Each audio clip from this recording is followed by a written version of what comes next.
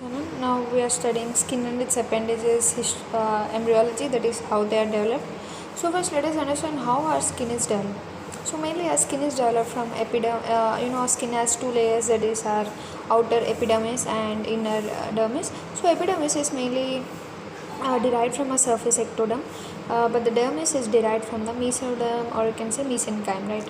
So the epidermis is from the surface ectoderm. So the surface ectoderm will undergo proliferation and they may form stratified squamous epithelium. Stratified means having double or multiple layers, right? If single layer, surface ectoderm, and the secretion of the sebaceous glands form white sticky material, that is the vernix caseosa is formed on our epidermis, which is mainly having protective function.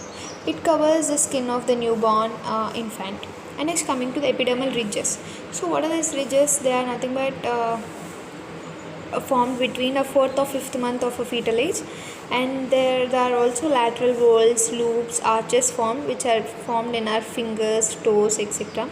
So epidermal ridges are also known as epidermal papillae. These are not formed, which are made because of the dermal papillae. We will understand that in our diagram next. So melanoblasts or dendritic cells are formed mainly from the neural crest cells. So they synthesize melanin. In the name you can understand melanoblast synthesis melanin pigment, which is necessary for the skin and hair color, right? So there are also cells of Merkel and Langerhans. These are formed during 8th to 12th week, and the Merkel cells are derived from the neural crest cells, and the Langerhans are precursors of the cells present in the bone marrow. So this is all about our epidermis, very simple. We'll also see the diagram, so we'll get the nice idea. Next, going to dermis. So dermis is of mesenchyme condensation and differentiation, and the dermis in our limbs is of lateral and ventral part of the trunk are mainly derived from a lateral plate mesoderm. And mesenchyme from dermatome of somites, that is from paraxial mesoderm. So the mesenchymal condensation is formed, and but the dermis of the limbs and lateral and ventral part of the trunk is derived from the lateral plate mesoderm. So the dermis in the neck, anterior part of the neck, are derived from the neural crest cells, and the dermal papilla mainly project into the epidermis. Dermal papilla is also made up of mesenchyme, because dermis is of mesenchyme, then its projections are also for sure from the mesenchyme, and epidermal ridges or papilla are in between them, right, as I said. So now let us see once those diagrams, so we can easily understand till now.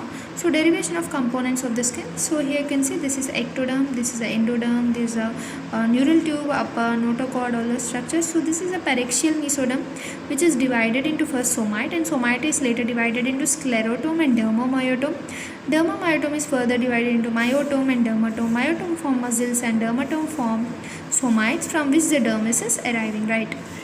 So the surface ectoderm is nothing but this one, which is forming our epidermis, and the neural crest cells give rise to the dendritic cells. So you can see here, and the dermatome of the somite forms the dermis. So this is epidermis, this is dermis.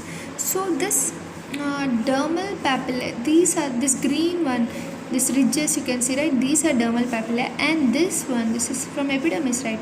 So these are epidermal papillae. That's it. So once let us see the stages in development of epidermis. So first one, ectoderm, mesenchyme. This ectoderm only forms our what? Surface ectoderm only forms our epidermis, and inner one forms a dermis.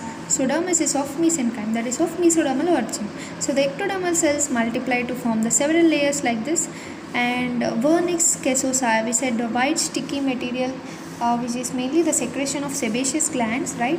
So it is of having protective function, right? Next we are having, so epidermis is divided into different layers. We know the stratum corneum, stratum lucidium, stratum granulosum, stratum spinosum, and also we have the basal layer. And next we are having this germinal layer, and this is a dermal papillae. And so now you can see these are the dermal papillae, and these are the epidermal ridges or epidermal papillae. That's it. Now we have completed skin. Now let us move on to our nails. So nails are also from the surface ectoderm. So whatever the structures, in the name only you can understand surface ectoderm means whatever the structures which are open to our outside, that is the structures which are exposed to our outside nature or outside world is nothing but lined by a surface ectoderm. So nails also, these are also mainly made up of surface ectoderm. So in the case here you may get doubt that skin is divided into epidermis and dermis, but the epidermis is the one which is exposed outside, but the dermis is inner to the epidermis. So the dermis is derived from mesoderm, but the epidermis is derived of surface ectoderm. So nails are also outside, so these are also from surface ectoderm. So nails at the tip of the digit, they are getting thicker. At the tip of the digits they are getting thicker, right? And this is forming the primary nail field, and they migrate to the dorsal aspect later. So after migrating to the dorsal aspect, the skin in the dorsal aspect, dorsal means back part, right? So the skin here is supplied mainly by the ventral aspect nerves. Why? Because primarily they should be in the ventral side, but because of primary nail field is formed, they are migrating to dorsal aspect, but the nerves still are ventral aspect nerves only supplying this skin here in the dorsal aspect. And next, the proximal cells proliferate to form the root of the nail. This is the proximal side which form the root of the nail, and the germinal layer cells multiply to form a thick layer of cells which is called as germinal matrix. So the germinal matrix here, the cells multiply and they transform to the nail substance, forming the stratum lucidum of the skin. So that's it about our nails. Once we'll see the diagram so that we can easily get this part also. So here you can see the derivatives of the nail. So this is the nail substance, this is the sterile matrix, this is the germinal matrix, here is the nail root, this is the germinal layer, this is the stratum lucidum, and here is the stratum corneum layer. So this is how our nail is formed. Let us see how our hair is formed. So hair is from the surface ectoderm, right? Hair is also exposing towards outside. It is also having a germinal layer of epidermis which proliferate to form a hair follicle. And next, the cylindrical mass goes downwards to the dermis. That is, the lower end is expanded and it is mainly invaginated by the mesoderm. That is called as papilla of hair. So this hair is mainly growing by this mechanism. That is, the mesoderm is pushing the hair follicle. So that is what they are saying. The mesoderm of the surroundings. So hair is mainly like this. From the surface ectoderm only it is moving like this. And this middle you can see, right? This is the place where the mesoderm of this enters and pushes the hair forward so that the hair follicle gets on growing. So the hair shaft is mainly made up of mesoderm, but this outer layer is forming epithelial sheet, and outer to it we are having the dermal root sheet which is again made up of mesoderm. So yeah, here we are. So this is how hair grows, and surrounding we have the epithelial root sheet just now we saw, and around it we are also having the dermal root sheet which is also present, and this is of mesodermal in origin. So thin smooth muscle is attached to it, that is the erector pili muscle. This is also of mesodermal in origin. This is when attached with the dermal root sheet they form a typical hair follicle. So once let us check out the hair structure and we can easily understand it too. So first you can see the epidermis, dermis. So epidermis is moving deeper to the dermis, down growth from the epidermis, and you can see some mesenchymal condensation is going on, and the bud of the sebaceous gland is attached here, and this is the papilla of the mesoderm, and the sebaceous gland is now formed, developing hair because of the papilla is pushing it, as I said. So now finally this is a typical hair. You can see the germinal layer over here, this is the sebaceous gland, and this is the erector pili muscle which is mainly of mesodermal in origin, and this is a hair follicle. This is also mesodermal because the papilla here downwards is pushing it and the hair is growing, and this layer which I showed, this is the epidermal sheet and this is a dermal root sheet. Now let us go in detail of our sebaceous glands. So sebaceous glands, the bud from the ectoderm forming the wall of the hair follicle. So the bud of the ectoderm only forms the wall of the hair follicle, means sebaceous glands is also of ectodermal in origin. Next, coming to the sweat glands. Sweat glands, down growth from the epidermis, that is first it is solid and later it is canalized, and the lower end is coiled and forms the secondary part of the gland. So here is the development of a sweat gland. So you can see there is a down growth for the sweat gland, and the duct you can see, and the coiled secretory part downwards. So from the secretory part all the sweat comes out upper. So that is about sweat gland. And next we have our anomalies, like what are the problems related to the skin, hair, nails, etc. So first one is albinism. What is albinism? There is no pigment in our skin, hair, melanin. eyes, right? Means you can understand no pigment means no melanin, that is melanocyte is not able to synthesize melanin, and this is mainly the autosomal recessive disorder, and there is no pigment in whole body, right?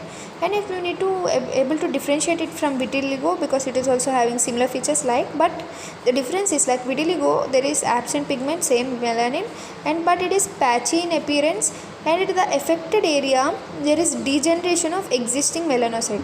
Here the melanocyte is only not present, but here only in the affected area a melanocyte is not produced, and this is an autoimmune disease, but this is an autosomal recessive disorder, right?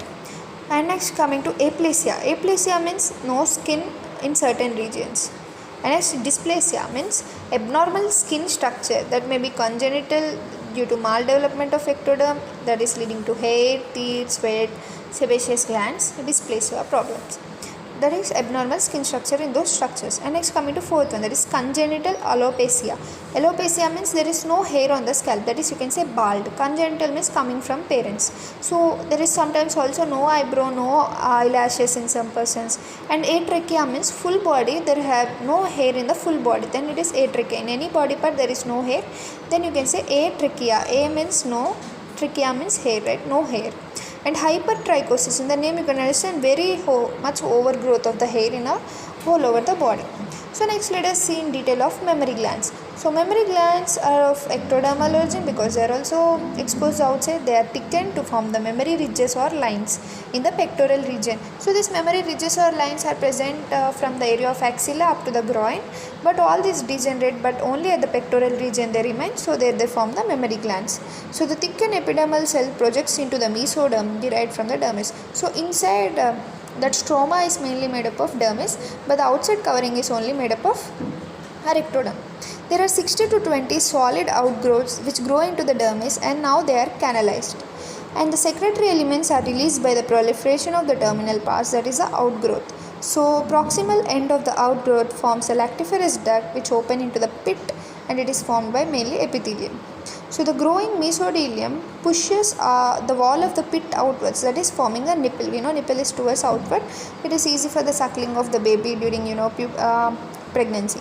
And this we know that mammary glands are not present in male or they are rudimentary, but in female they have ducts, secretory elements. They are highly developed mainly in the case of puberty and pregnancy. So this all we know.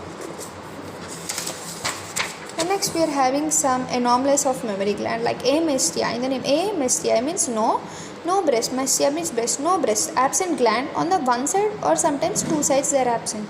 And athelia means nipple, a means no nipple.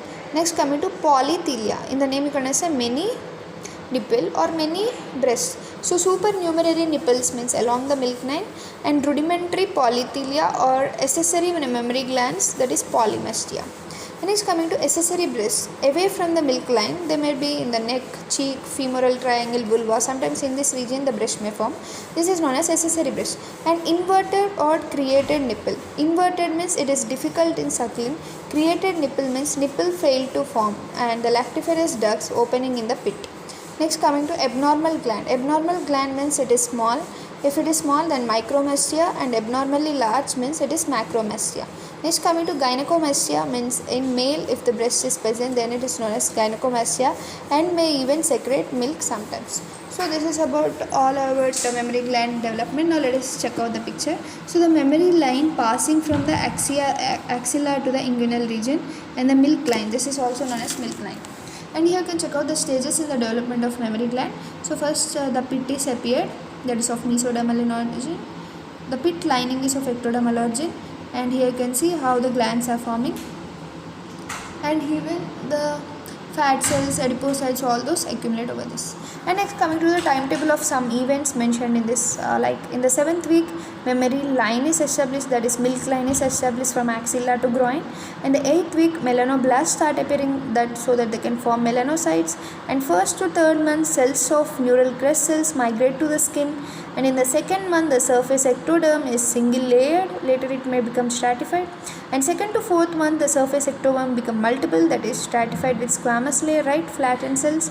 And 3rd to 4th month the dermal papillae are formed. So this is all about our skin and its appendages development embryology.